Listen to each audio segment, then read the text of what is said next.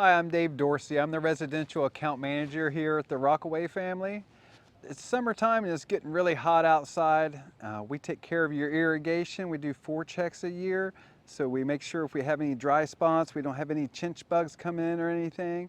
We have a great program for your contracts. We have 66 visits a year, including 48 visits by our lawn care team. We've got 4 visits by our irrigation team and 10 visits by our agronomic team. Now our agronomic team's coming out and inspecting your turf, making sure you don't have any dry spots. They're pre-treating for weeds and they're post-treating as well for weeds. So most companies do it 4 to 6 times a year. We're up to 10 times a year trying to make all of our properties look great. So in all of our contracts here at Rockaway, it's scheduled for me to come out 4 times a year and look at your property and do a complete inspection and do a report.